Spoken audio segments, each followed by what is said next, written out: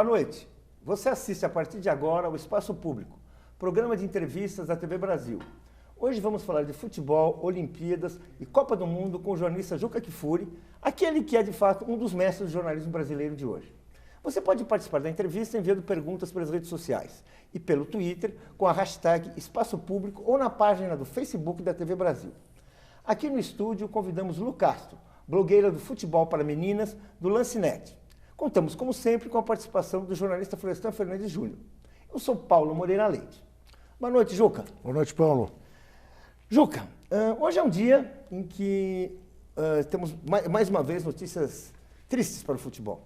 Né? O maior craque, Neymar, foi depor sobre evasão fiscal. Uma coisa que não é inédita, mas é uma coisa triste, complicada. E nós temos uma coisa que não é tão triste, mas de qualquer maneira é um sinal, né? O nosso maior cartola, né? Zé Maria Marim, cumprindo pena, preso, né? Por corrupção. Você que foi um dos pioneiros, um dos primeiros ali, como é que aconteceu com o futebol brasileiro? O que está acontecendo? Paulo, boa noite a todos. Essa história que aconteceu com o Zé Maria Marim, preso em Nova York hoje, prisão domiciliar, é a mesma história que já havia acontecido com o Ricardo Teixeira, que não pode sair do Brasil porque será preso como Marim. Ou com Marco Polo Deonero, que teve que se licenciar da CBF, porque também, se viajar, é preso. Chama Marco Polo, mas não pode viajar, né? Não honra o nome do grande viajante. Mas é, de certa maneira, Paulo, a crônica de uma desonestidade anunciada. O futebol, o esporte em geral, e não apenas no Brasil, se prestam muito claramente para a lavagem de dinheiro, pela intangibilidade dos preços do futebol. Quanto vale o Messi? Hã? Você dirá, Juca, acho que o Messi deve valer coisa de 300 milhões de euros.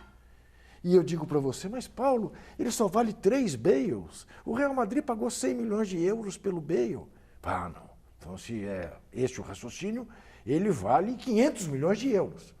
E aí eu te perguntaria, e o Pelé, quanto valeria? 1 bilhão de euros. Não tem como você quantificar e não tem como você, ou tem, mas é muito difícil você fiscalizar. O que se deu com o Neymar é exatamente isso. Não vamos culpar o Neymar. Escrevi isso hoje, estou apanhando de todos os lados por esse udenismo que está aí no ar.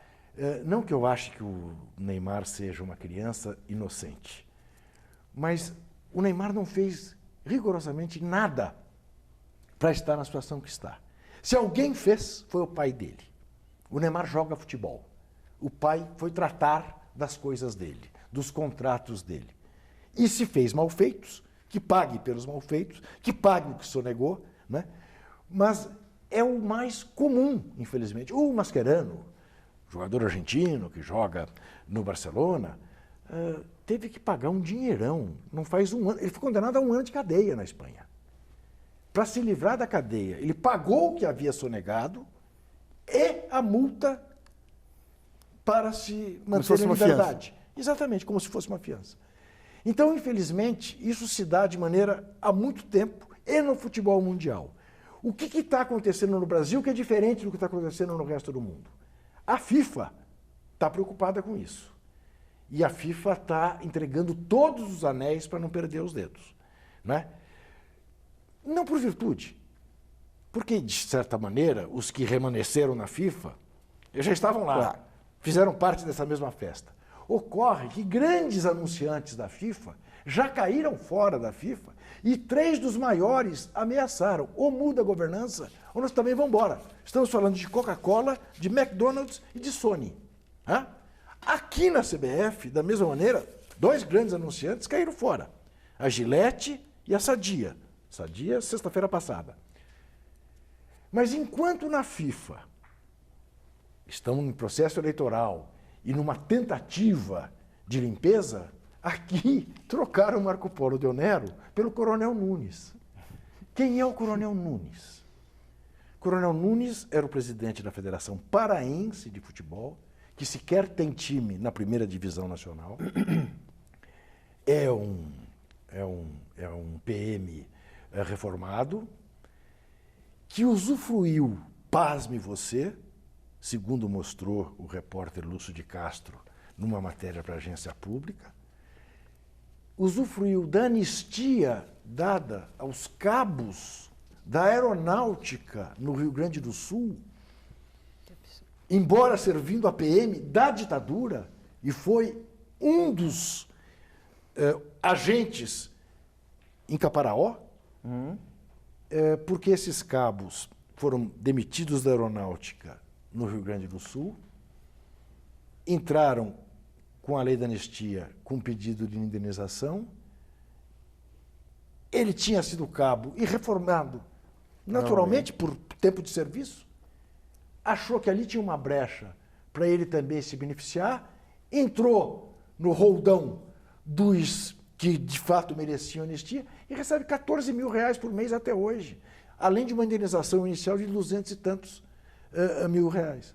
Esse é o Coronel Nunes, presidente da CBF. Antes de prosseguir a entrevista, que promete muito, vamos conhecer um pouco mais sobre o jornalista Juca Kfouri.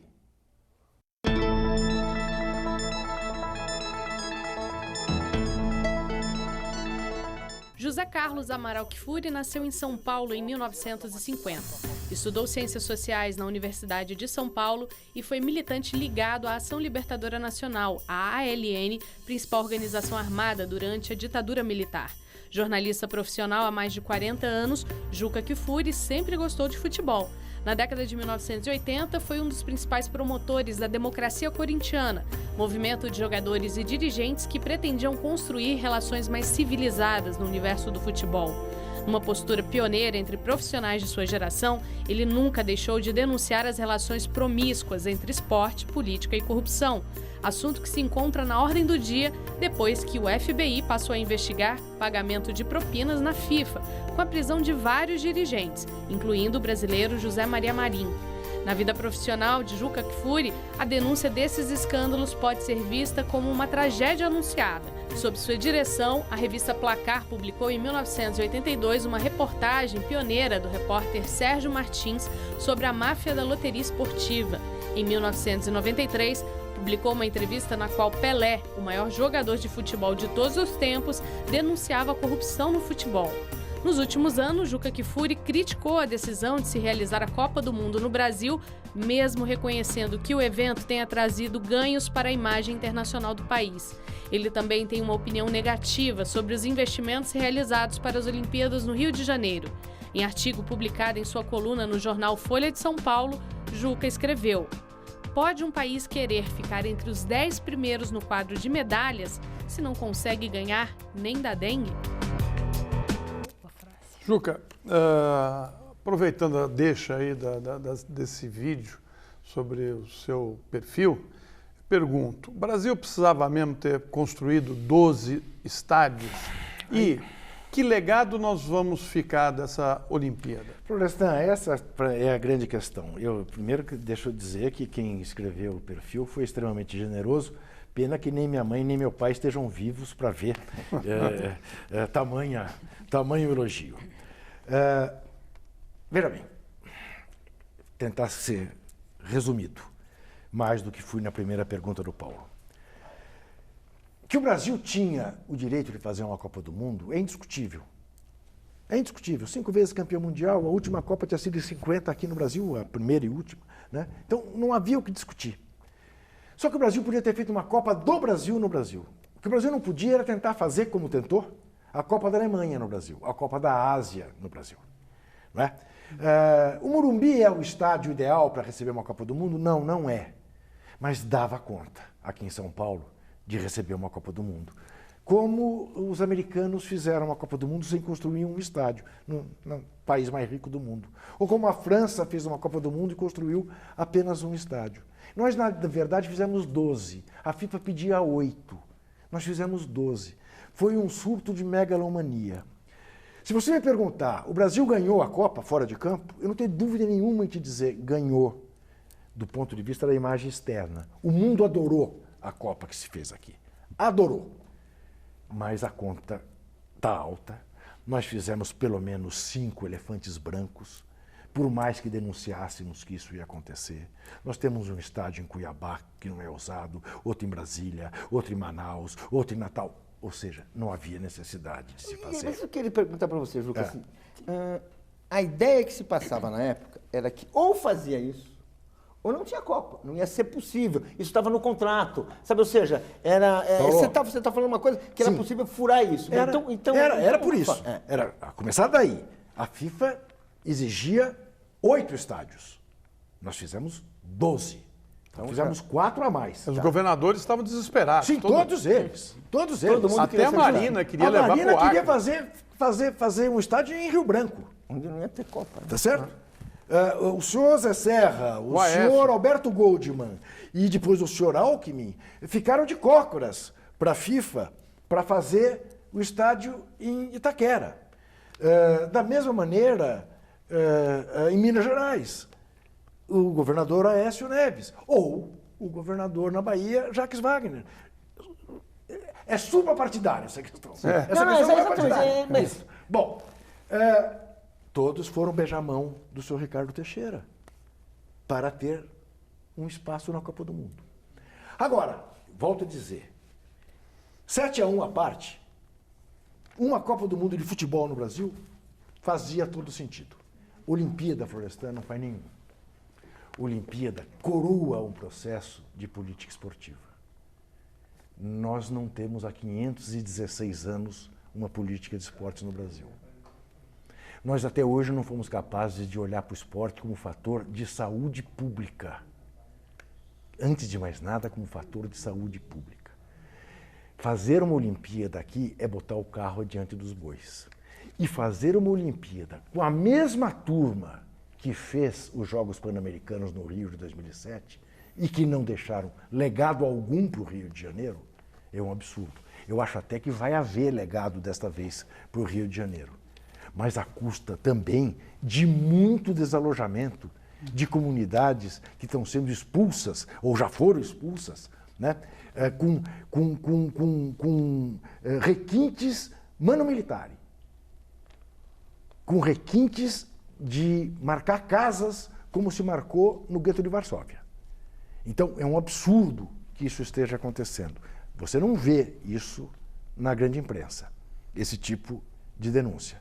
Vá vir ao autódromo no Rio de Janeiro e veja o que se fez lá.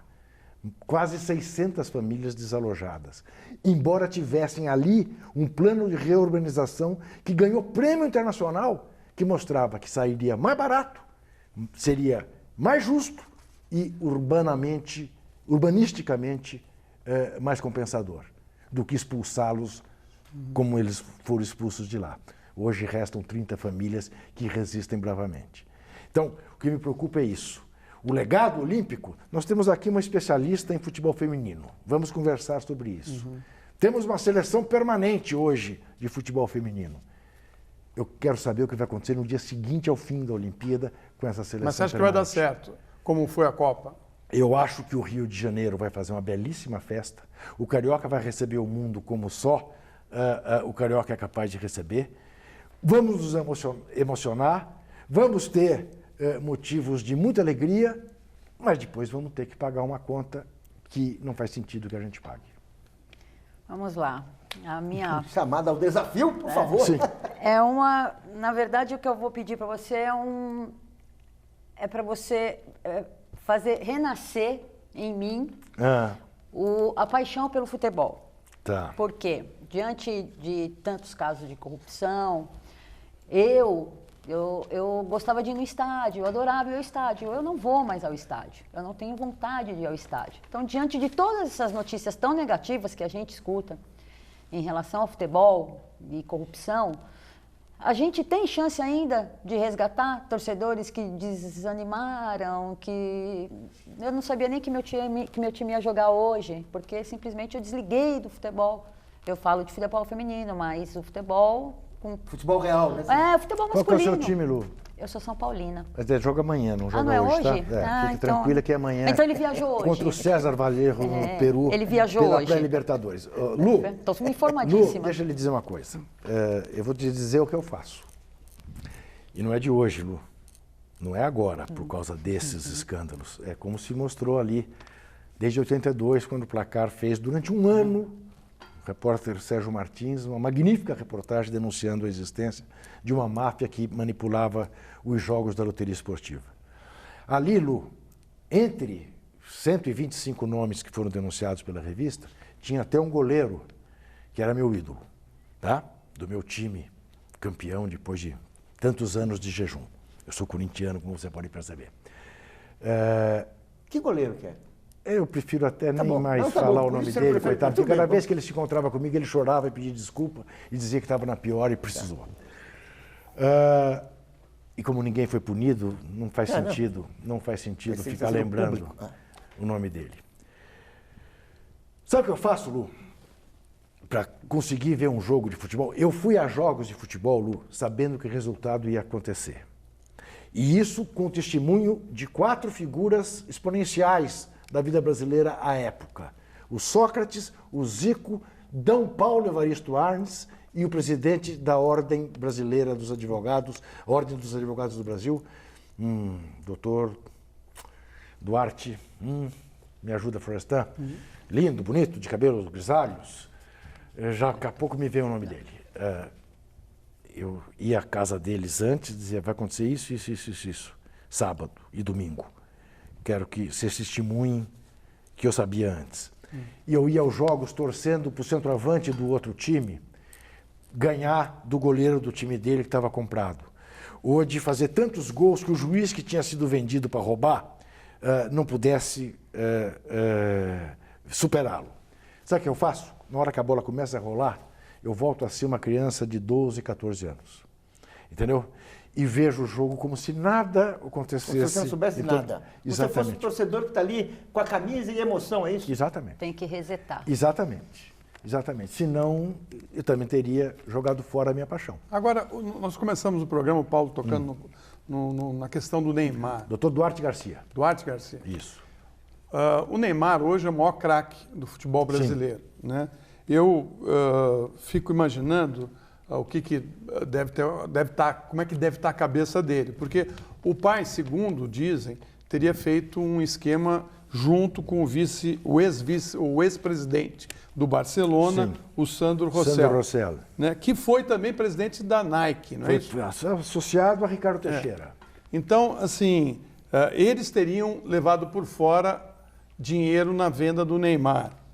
Quer dizer, a questão da corrupção hoje está também no país onde se joga o melhor futebol do mundo. Sim. Como explicar isso? Mas é claro, veja, o Messi se meteu numa rascada menor, mas também o pai do Messi está tendo que responder à justiça espanhola. Porque a lavagem se dá lá como se dá aqui. Por essa questão que eu tentei explicar na primeira pergunta do Paulo. Não tem santo nesse mundo. Nesse episódio do Neymar, todos são espertalhões, mais espertos do que a esperteza. Acabam comidos por ela. Todos. Dos empresários, ao pai, aos ex-dirigentes de clube que foram um a um caindo, todos. Porque é uma grande negociata, em que cada um quer pegar a sua parte e não pagar imposto. Juca, Por tê-la eu vou te fazer recebido. uma pergunta. Você se formou em Ciências Sociais. Eu me formei. Você estudou a formação social que a gente vive. Sim. E eu detesto perguntas e posturas panfletárias. Sim. Mas olhando para o que acontece com o futebol, Tá. olhando para o que acontece fora do futebol, porque Sim. o futebol, ele importa o problema. Sim. Lavagem de Sim. dinheiro não é uma coisa que tem origem no futebol. Ela veio da economia. Você acha que não tem uma coisa meio estrutural na sociedade que a gente vive que estimula a corrupção? Mas só. Porque a gente. Não, porque assim, para falar assim, o regime. Só. Assim, vamos usar aquele Só. chavão, mas desculpem que achar um Sim. chavão, mas Sim. esse regime que a gente vive de propriedade privada, o chamado capitalismo, de expropriação do lucro, não gera isso. Mas sem Está na dúvida. origem, porque está em todo lugar. Ué, Tá claro. falando, não, é a Nike. Fala assim, não, porque. Chama o patrocinador. Mas é a Nike. Mas- Na Nike está o esquema. Né? É isso. Fala aí. Mas é isso, Paulo, é isso. Quer dizer, a questão é estrutural, né? O que leva muita gente a dizer que o ser humano é um projeto inviável, né? Na medida em que o sistema que vivemos é o sistema que prevaleceu, né? E que ideais mais generosos foram desgraçadamente traídos, né? É Por verdade. autoritários sanguinários, né? E então você acaba, o que restou foi isso. Mas só para ter pelo menos uma mensagem de otimismo neste momento tão triste da nossa vida. Hoje nós tivemos um exemplo formidável de um advogado uruguaio chamado Adrián Reiza, que era o vice-presidente do Comitê Disciplinar da Confederação Sul-Americana de Futebol, a chamada Conmebol. Conmebol está fazendo 100 anos.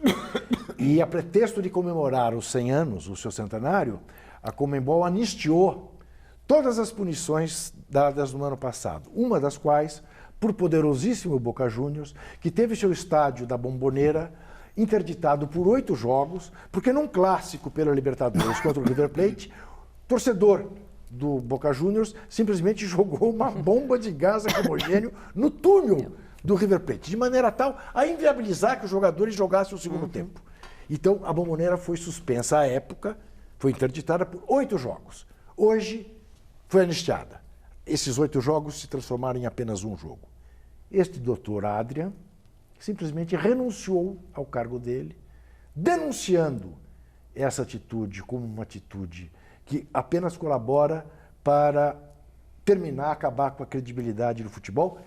E lembrando, de uma confederação sul-americana que tem, se não me engano, 13 ex-dirigentes presos nesse momento por denúncias do FBI. Esse cara me dá uma esperança. Eu sei que é uma esperança que eu quero ter, eu sei que é uma esperança a longo prazo, mas é a tal história, Paulo. Enquanto existirem pessoas que sejam capazes de renunciar às benesses que eventualmente recebam, porque discordam de um ato infame, a gente tem esperança. Isto serve para tudo. Serve para o chefe de gabinete do ministro corrupto, serve para o cara que denuncia a merenda escolar mal baratada pelo presidente de uma Assembleia Legislativa, serve para tudo. Vamos ouvir Rodrigo Viana, editor-chefe de esportes da TV Brasil. Ele gravou uma pergunta para você. Vamos ouvir.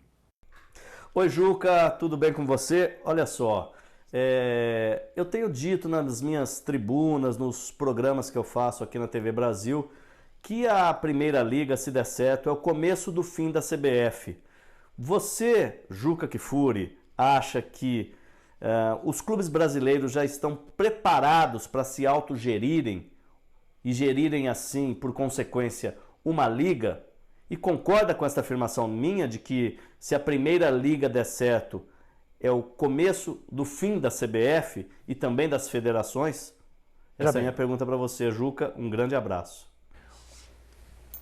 Veja bem, Rodrigo, será o fim das federações, indiscutivelmente. Federações estaduais de futebol são como jabuticaba, só tem aqui, não tem em outro lugar do mundo. Não será o fim da CBF. A CBF passará a lidar com aquilo que ela deve lidar, as seleções brasileiras.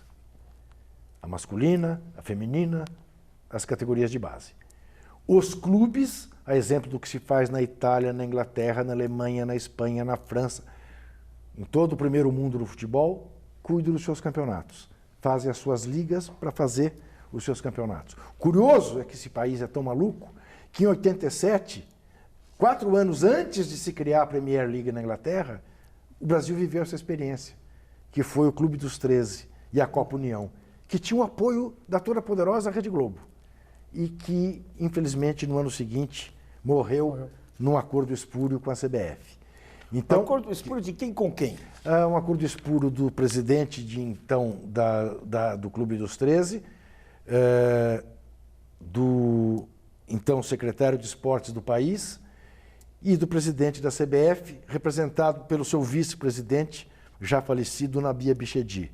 O presidente do Clube dos 13 era o Carlos Miguel Aidar, esse que acaba de ser objeto de um escândalo no São Paulo Futebol Clube e teve que renunciar à presidência do São Paulo. Você vê que vem lá de trás, né? A coisa vem. Mas os clubes de futebol do Brasil ainda são incapazes de pensar como pensam os dirigentes dos clubes dos esportes norte-americanos, né? Que se matam nas quadras e nos campos, mas que quando se sentam à mesma mesa para planejar o campeonato do ano seguinte, pensam no negócio. A tal ponto que, por exemplo, na NBA, o último colocado tem o direito de escolher o melhor jogador da liga universitária, em busca de um equilíbrio, em busca de competitividade. Nós estamos longe disso ainda, porque os nossos clubes são dirigidos por dirigentes amadores, entendeu?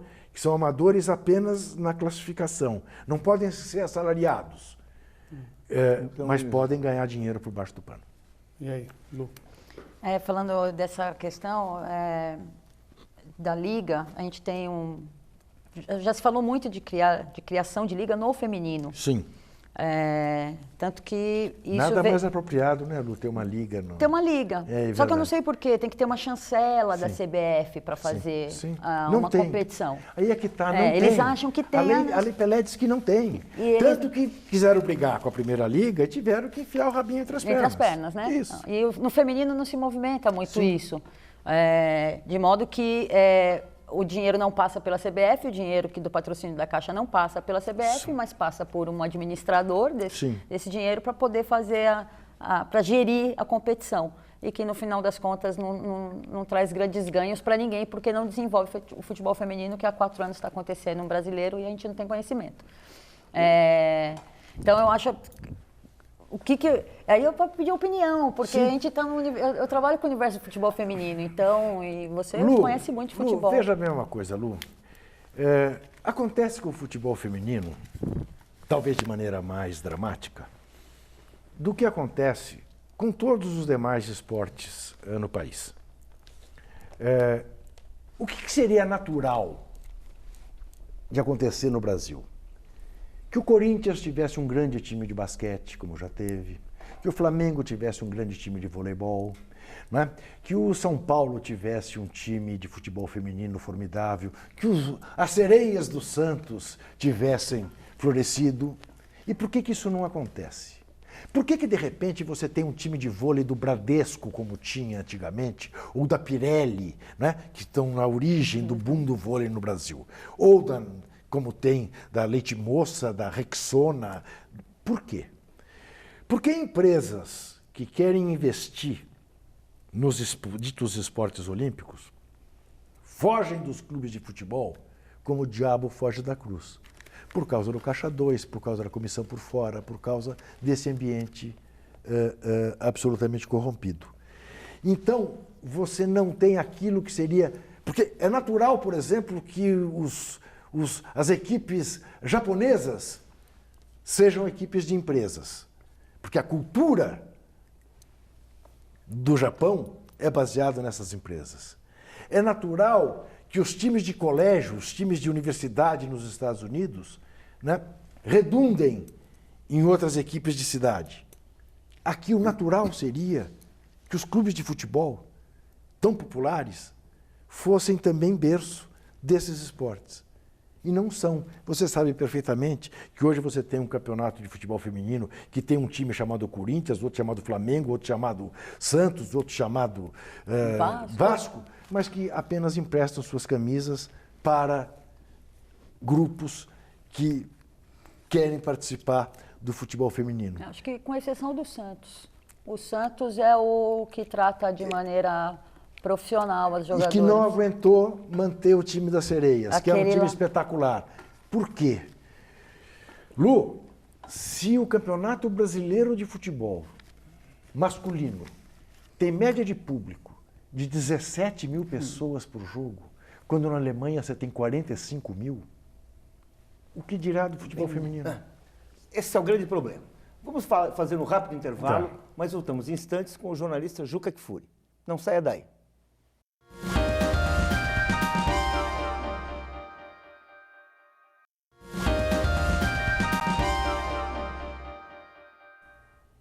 O Espaço Público está de volta com o jornalista Juca Kfouri. Juca, na última primeira parte do programa, você encerrou dizendo que na Alemanha a média de público é 40 mil pessoas, no Brasil é 16 mil pessoas. É uma questão chocante naquele que se orgulha no chamado país do futebol. Parte disso se deve pelo fato de que o brasileiro está tomando consciência de que os melhores craques nem estão aqui. Que às vezes é mais negócio você ficar em casa. Eu conheço gente, chocante. eu não sou fanático, mas muita gente que fica em casa vendo Barcelona, ou seja, esse esvaziamento do futebol não explica também o esvaziamento do estádio? Sim, é uma pena. Mas eu quero começar por desmistificar uma frase, Paulo, que você citou. E, pelo amor de Deus, não tenham em mim na conta de um chato, né, que está aqui só para puxar para baixo. Não, eu adoro o futebol. O Brasil nunca foi o país do futebol. O Brasil, durante muitos anos, foi o país em que se jogou o melhor futebol do mundo. Produziu os maiores craques do mundo. O Brasil teve a sorte de, entre 58 e 94, ter produzido o Mané Garrincha, o Pelé, o Didi, o Tostão, o Rivelino, o Gerson, o Zico, o Sócrates, o Falcão, o Romário, o Ronaldo. O mundo olhava e dizia, mas não é possível, onde é que nasce essa gente? Né? E aconteceu, e se juntavam todos na mesma seleção. Mas no Brasil nunca teve, por exemplo, a reverência que se tem ao jogo que os ingleses têm. Você não pega um estádio no Brasil que tenha a magia que tem, por exemplo, o estádio de Stamford Bridge em Manchester. E que a cada passo que você dá, tem uma homenagem a um ídolo, tem a estátua do trio da Santíssima Trindade do Manchester. Será que é porque o futebol é um esporte popular? E no Brasil essa relação com o povo é complicada, né? Coisas que o povo gosta são sempre... Tanto que durante tantos e tantos anos a nossa intelectualidade, na mesma escola que você frequentou, considerava que carnaval e futebol eram um ópio do povo, eram alienantes. Né? Coisa de crioulo. Na sua vida acadêmica, você teve um problema porque queria ver o jogo, né? Exatamente. Então, veja que essa coisa tem raízes. Tem raízes, né? Fundas. Qualquer pesquisa de tamanho de torcida que se faça no Brasil, do Ibope, do Datafolha, do antigo Gallup, você escolha, mostra o seguinte: o primeiro contingente, de coisa de 27%, 28% das pessoas, dizem que não se interessam por futebol. Em seguida vem o Flamengo, depois vem o Corinthians, depois vem o São Paulo, depois vem o Palmeiras. Você faz essa mesma pesquisa na Argentina, o primeiro contingente é de torcedor do Boca Juniors, o segundo é de torcedor do River Plate, o terceiro é de torcedor do São Lourenço, o quarto é de gente que diz que não se interessa por futebol. E as médias de público nos países citados são sempre muito maiores do que as médias de público aqui no Brasil. O Brasil hoje, pasme, doutor Paulo, perde, em média de público, para o futebol nos Estados Unidos. O Juca? Perde para a segunda divisão inglesa, para a segunda divisão alemã. O Juca, você lembrou aí de uma época áurea do futebol. Eu lembro que nessa época áurea do futebol, a gente ia no estádio e dividia o estádio com outros torcedores dos outros times, sim, sem ter briga, sem ter... Aliás, eu ia assistir jogo do Santos, que é o time que eu torço, junto com um amigo palmeirense, sentavam um do lado do outro, sim, ficava uma brincadeira, uma gozação, e ninguém saía morto, não tinha nada, nenhum problema, né? Agora, o que me parece, e até uma frase que você usou, o Brasil começou a exportar o artista, né? Em vez de exportar o espetáculo. Em vez que o Santos fazia antes. Sim, né? É como se o Walt Disney vendesse o Pato Donald em vez de vender os filmes do Pato Donald. Isso. É isso. O Botafogo fez Você ficou, quer dizer, dentro dessa lógica, né, de vender os artistas... Exportar pé de obra. Você ficou surpreso de ver os chineses comprando metade do time do Corinthians? E dá tempo ainda para o Corinthians conseguir arrumar gente para substituir esses craques que foram embora? No nível medíocre, no sentido literal da palavra, médio, que se joga futebol no Brasil hoje, é possível que o Tite consiga fazer de novo o que fez ano passado. Né? Pegar um time do nada e fazer um time campeão brasileiro. Não sei se vai dar tempo, por exemplo, para a disputa da Libertadores, que é o torneio que o Corinthians mais quer ganhar no momento. Agora, surpreso eu não fiquei, sabe por quê, Florestan?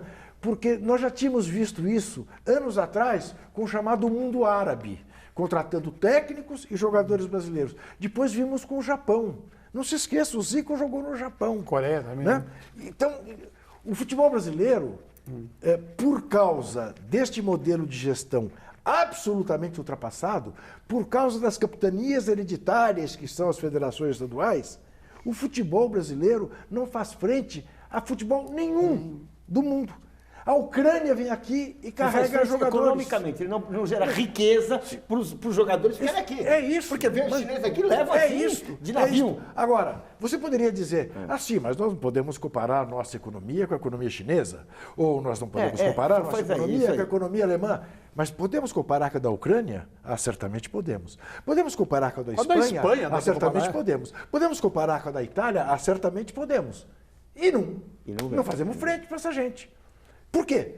Porque gerimos o futebol ainda como no começo do século XX. Presidenta Dilma Rousseff, justiça seja feita, batalhou e conseguiu. Essa medida provisória que foi aprovada. O Profut, que é um passo adiante. Faltou um artigo que, de uma maneira absolutamente estranha, o então ministro da Fazenda vetou. Era uma medida absolutamente neoliberal. E ele vetou. Qual que era? Que era a seguinte, que incentivava os clubes a se transformarem em sociedades empresariais. Por intermédio de diminuição imediata dos impostos. Por causa do momento que o país atravessava e atravessa, ele achou que não podia ter diminuição de arrecadação e vetou. Bobagem dele, porque os clubes não pagam imposto São os grandes há séculos. Né? E bobagem maior, porque se a curto prazo significaria uma diminuição de arrecadação, a médio e longo prazos significaria você ter potências empresárias. É só você imaginar o que é um Flamengo, né, virando uma sociedade anônima. Né? Mas foi vetado. Deve entrar de novo em discussão esse ano. Vamos ouvir Vladir Lemos, apresentador do programa Cartão Verde da TV Cultura. Juca, eu gostaria de saber até que ponto você acredita que todos esses episódios envolvendo o futebol brasileiro e mundial farão dele algo limpo e transparente. Velho Vladir, é claro que se eu não acreditasse nisso, eu já tinha largado essa vida. Tinha ido para publicidade, que você ganha muito mais dinheiro, né? Basta saber escrever lá algumas coisinhas e tal, ser um pouco criativo, você ganha mais, né, fazendo publicidade do que sendo jornalista. Eu digo sempre que eu nesse aspecto sou gramsciano, sou pessimista na análise, mas sou otimista na ação. E até disse isto hoje para um amigo, e disse para a Lu no caminho aqui para a TV Brasil. Desesperar jamais. Né? Escreveu o Vitor Martins na música que o Ivan Lins celebrizou. Desesperar jamais. Quer dizer, se eu não acreditasse que a gente vai ter um país melhor e, portanto, um futebol melhor, eu não estava nessa vida. Né? E digo mais, também é preciso que essas coisas sejam ditas. O Brasil de hoje é muito melhor do que o Brasil de 30 anos atrás. Isso é importante. Não, peraí, isso é importante. E para nós que vivemos a ditadura, você e eu, a Lu não, eu suponho que não, porque essa carinha de menina que ela tem, mas, progredimos muito. Em todos os aspectos. Tem uma crise? Tem, já vivemos outras. O Brasil sempre foi maior que as crises e será maior que essa também, não tenho a menor dúvida. Agora, é claro você disse aqui que a Placar fez uma reportagem maravilhosa sobre corrupção no futebol em 82. E agora nós vemos presidentes sendo presos da CBF. Esta é uma diferença brutal. Esta é uma diferença brutal. Em 82 foram 125 denunciados, nenhum punido. Ainda vivíamos o final da ditadura. A Caixa Econômica Federal fez questão de esconder, porque o jogo era dela. Aquilo, em tese e na prática, beneficiava a Caixa Econômica, porque estávamos denunciando uma sujeira no jogo que ela patrocinava. Estava dando legitimidade ao jogo. Exatamente. E ela calou-se. E a loteria esportiva, a partir dali, deixou de ter importância. Né? Hoje nós estamos vendo aí a verdadeira sangrar na própria carne que nós estamos vendo acontecer no Brasil. Né? Que isto não redunde num Berlusconi. Né? Que Que a nossa... Que Então, estamos falando agora aqui, não do futebol, estamos falando da política em geral, isso. da Lava Jato e exatamente, exatamente. Que não redunde num salvador da pátria, né? Como o seu Silvio Berlusconi. Mas que eu não tenho dúvida que o Brasil sai melhor desse processo, eu não tenho a menor dúvida. A menor dúvida. Agora, Juca, uma coisa que é interessante é que, no caso da CBF e da FIFA, Sim. O processo, quer dizer, a investigação começou nos Estados Unidos. Sim. Né, numa ação contra um empresário que fazia negócios e desviava dinheiro e fazia sonegação. Delações premiadas foram feitas durante 4, 5 anos, nada vazou na imprensa, ninguém estava sabendo que essa investigação estava sendo feita. Durante 4 anos isso foi mantido em sigilo e quando eles chegam na Suíça, prendem todos os dirigentes com todas as provas na mão, sem ninguém da imprensa saber. Foram todos pegos de surpresa. Essa não é uma lição para o Brasil que a gente deveria aprender? Sem dúvida nenhuma. Sem dúvida nenhuma. Não é porque é a tua história. Já dizia meu velho pai, que era procurador de justiça, né? A justiça fala pelos autos, né? Nós temos visto, não se faz mais jornalismo investigativo no Brasil. Faz tempo. Né? As coisas caem no colo, né? E aí fica fácil e fica desigual. Infelizmente fica desigual. Nós temos visto com clareza o tamanho da desigualdade, de como certas denúncias contra alguns repercutem e como outras são abafadas. Né? E aí você chega à ridicularia de, por exemplo, contar o número de vezes que o Lula visitou Atibaia. Aí alguém fez a conta de quantas vezes o Aécio foi para o Rio de Janeiro. Tá certo?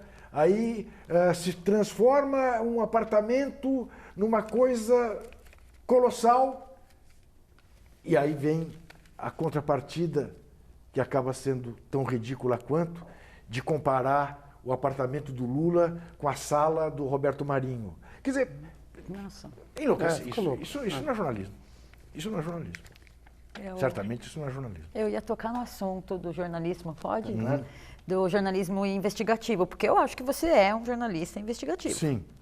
E a gente não tem Hoje a gente está tudo muito fácil, tudo caindo muito no colo, a gente não vê muita gente apostando muito nisso, com essa gana, com essa vontade de investigar. São poucos os jornalistas investigativos. Dentro desse ambiente que a gente tem, com tanta coisa que dá para a gente fuçar, que tem que ser curiosa para ir lá e falar, aqui tem coisa errada. Como você vê, por exemplo, o Andrew Jennings. Que ele sempre foi um combativo em relação à FIFA, foi Sem proibido dúvida. de entrar. Então, o trabalho dele dentro do que você pôde observar da investigação da CBF, teve alguma coisa do Andrew Jennings, teve essa participação, teve uma parceria, como é que Veja, foi? o Andrew é fartamente responsável pelo que se descobriu na FIFA. É claro, Lu, que a gente precisa também, infelizmente, estabelecer essa diferença, razão pela qual eu acho que essa TV Brasil é essencial para que o Brasil se transforme num país mais democrático, com todos os problemas, eu sempre digo isso, ninguém foi olhar como era a BBC quando ela tinha 10 anos. O que era a BBC com 10 anos? Para a BBC virar o que virou, foram necessários anos e anos.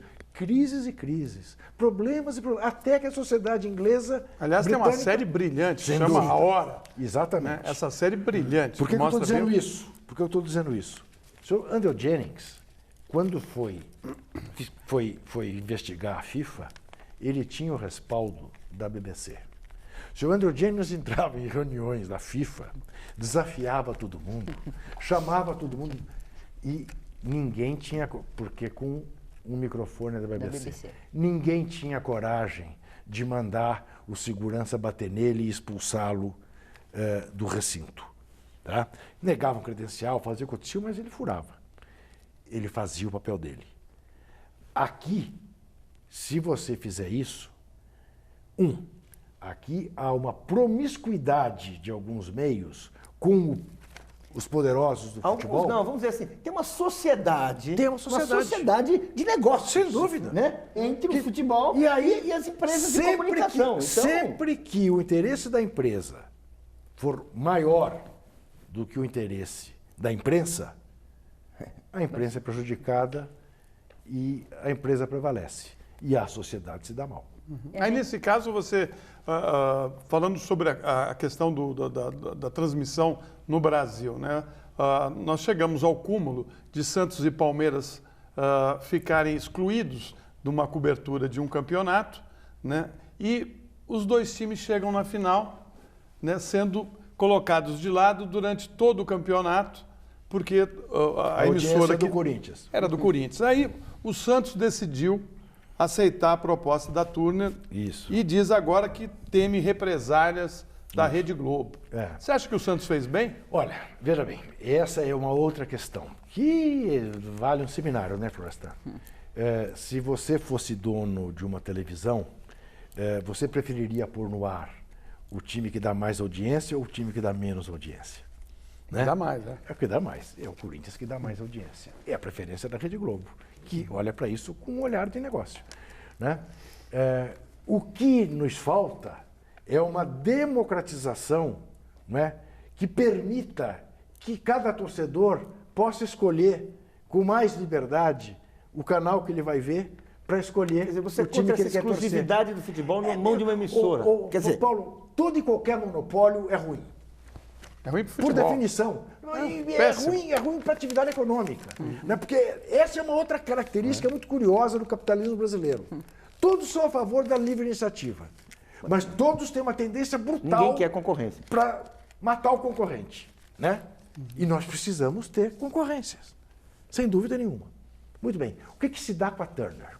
A Turner, que chegou aí por intermédio, né, comprou o esporte interativo, está jogando pesado para ganhar uma fatia de mercado.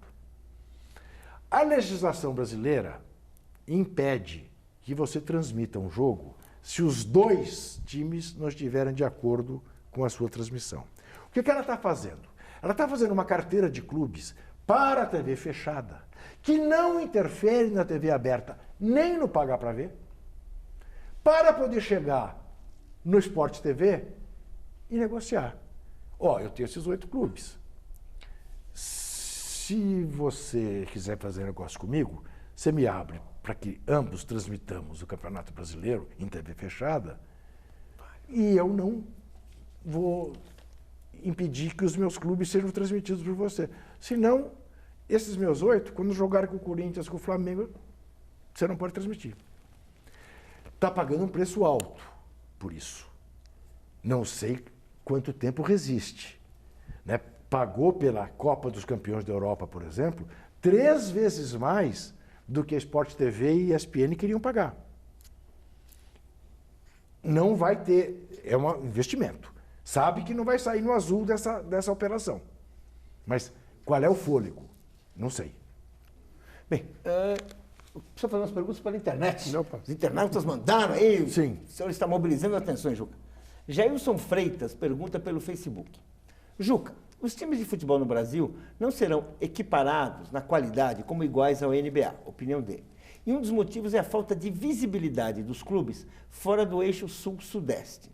Um exemplo é a Copa do Nordeste, que tem 3 anos fazendo sucesso e com pouca visibilidade, enquanto a Primeira Liga é vista como salvadora do futebol brasileiro. Desse ponto de vista, você não acha que a imprensa tem sua parcela de culpa na falta de equiparação dos clubes? Então, é mais ou menos a mesma pergunta que eu fiz ao Florestan, em relação, se eu tiver uma televisão, o que eu ponho no ar? O problema está em que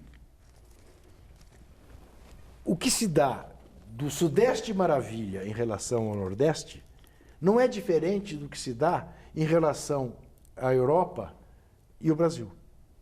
É a velha teoria da dependência, que você conhece bem. Né? Infelizmente, essa é a realidade do sistema em que vivemos. Né? Agora, a Liga do Nordeste, continuando com o sucesso que ela tem, e que foi proibido durante quase uma década por dona CBF, eu não tenho dúvida que permitirá que o futebol do Nordeste, em mais de uma década, se equipare ao futebol daqui. Você já tem, por exemplo, um clube como o Sport do Recife, muito próximo, por muito pouco esse ano não beliscou uma vaga na Libertadores. Bem estruturado. Por quê? Porque já sabe que pode contar com uma competição rentável, como é a Copa do Nordeste, por sinal transmitida pelo Esporte Interativo, pela Turner. Ó, Emerson Lopes, de Campina Grande, manda uma pergunta agora, futebol. Por que o Neymar, quando está jogando pela seleção, não apresenta o mesmo futebol que no Barcelona? Muito simples, porque ele não tem o Messi do lado dele, porque ele não tem o Iniesta do lado dele, porque ele não tem o Suárez do lado dele, não tem o Mascherano do lado dele. Ele não é um farsante, é só que... Não. A mesma pergunta se faz em relação ao Messi na Argentina. Por que ele não joga na Argentina o que joga no Barcelona? A diferença é menor, a diferença é um pouco menor. É menor, mas os companheiros que eles têm no Barcelona são uma seleção mundial. Sérgio Márcio pergunta pelo Twitter. O que você acha? Você acha da imoralidade? Ele define como imoralidade. O Corinthians ser um estádio com dinheiro público e patrocinadores obscuros, como a Claro, que é especializada em comércio de limpeza. Bom, vamos ao caso do Itaquera. O Corinthians foi financiado, sim, o estádio foi financiado, sim, por dinheiro público e o Corinthians tem que pagar. E o Corinthians não tem dinheiro para pagar. Né? O que tudo indica, vai ter que pagar. Senão vai perder o estádio. Né? Então isso tem que ser dito. Não precisava fazer um estádio em São Paulo como o de Itaquera. Não precisava.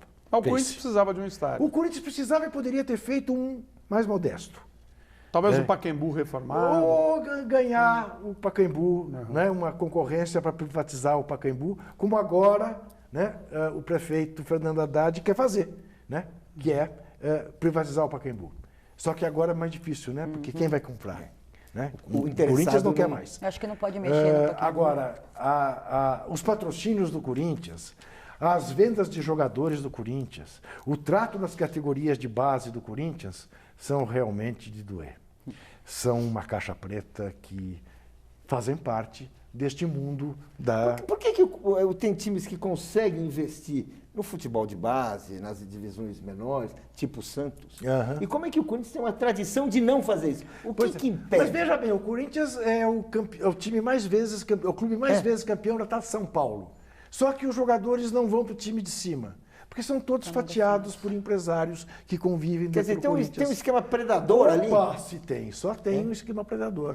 Tinha um conselheiro do Corinthians que era empresário de mais de 10 jogadores do Corinthians, embora o estatuto do Corinthians proíba que um conselheiro seu tenha negócios dentro do clube. E ele até junho, se não me engano, de 2015, cansou de fazer negócio. Em junho de 2015, denunciado, pediu demissão, renunciou ao conselho, mas já tinha feito uma porção de negócio, como continua fazendo até hoje. Chama-se Fernando Garcia, é um dos herdeiros da Calunga. Você acha que o Tite tem chance ainda de ser o técnico? Nessa CBF, em hipótese alguma. Da seleção brasileira? Nessa CBF, por quê? Tira o cavalinho da chuva. Por quê? Porque uma que o Tite não participa de jogadas. O Tite não convocaria ninguém para ser vendido. O Tite não beija a mão do Ricardo Teixeira, mesmo? do Marco Paulo Como é que é isso aí? Como é que é essa história de convocar jogadores? Tem mesmo isso? É boa pergunta. Olha, tem mesmo. Olha, a grande frase para resolver... Quem, por exemplo? Qual o jogador que foi chamado? A grande frase para resumir essa questão foi do saudoso Bussunda, que um dia propôs uma CPI do meio de campo. A CPI do volante, né? Porque... O volante é o que aparece, ninguém sabe onde veio. Isso, Ninguém sabe e que eram vendidos para a Ucrânia, para o Japão, em seguida a convocação. Convocou para a seleção, é mais ou menos como o ISO 900, agora 9000, né? ISO 9000, estou atrasado. ISO 9000, entendeu? E são tantos os casos de jogador que te conta, que pagou tanto. Tem técnico que fazer isso no próprio clube, né? Sem dúvida nenhuma. Sem dúvida nenhuma. Se tem. E aí, você acha que com as medidas da MP do futebol, isso pode acabar saneando? Isto poderá começar a ser saneado no momento em que mudar o modelo de gestão dos clubes de futebol no Brasil. Em que o esquema for empresarial, em que você tiver a possibilidade de abertura de capital, você passar a ter um outro tipo de controle sobre o destino dos clubes. Da maneira como está, o Profut não resolve ainda esse tipo de questão. Isso que eu ia perguntar. Se tem alguma brecha no Profut? Mas tem porque ainda não conseguiu mexer na questão central, né? Que é o modelo de gestão. E retoma uma pergunta que o Paulo fez, que ele não queria que fosse panfletária, e que não é, e que é a pura verdade. A questão é estrutural. Não adianta você mudar o Ricardo Teixeira, tirar o Ricardo Teixeira, porque entra o Marinho no lugar. Saiu o Marinho, entrou o Del Nero. São tricampeões da corrupção, né? É o tricampeonato mundial da corrupção, ganhamos também esse. Aí sai o Del Nero, entra o Coronel Nunes, né, com essa história. A questão é que, para chegar a estes postos, hoje no Brasil, é preciso estar nessa estrutura. Ou você rompe essa estrutura, ou você vai ter o Walter Feldman, o secretário menor da CBF, fazendo um discurso aparentemente muito bonito, não é? Mas para inglês ver, que não convence ninguém. Eu queria citar você já tinha falado de uma brecha, um artigo que não foi aprovado. E por que eu falo da brecha? Porque futebol feminino. Sim. Uma das contrapartidas é investir no futebol feminino. Ok, legal, investe-se no futebol feminino. Eu entendo investimento. Sim, não sei. Não existe. Quem está abraçando, os clubes que estão com o time de futebol feminino, na verdade não tem o time de futebol feminino. Responde rápido. É isso. Talvez seja demais, né, Lu, pedir ao Ministério Público, nesse momento no Brasil, que se aprofunde neste tipo de questão, aparentemente tendo questões tão mais importantes. Mas se não fiscalizar, não há lei que pegue. Bem, agradecemos o nosso convidado de hoje, o jornalista Juca Kfouri, por uma entrevista tão esclarecedora. Também agradecemos a jornalista Lu Castro e a Florestan Fernandes Júnior, especialmente a você que está nos assistindo. Para saber mais sobre o espaço público, entre no site da TV Brasil. E na semana que vem temos um encontro marcado na terça-feira com mais um Espaço Público às 11 da noite. Até lá!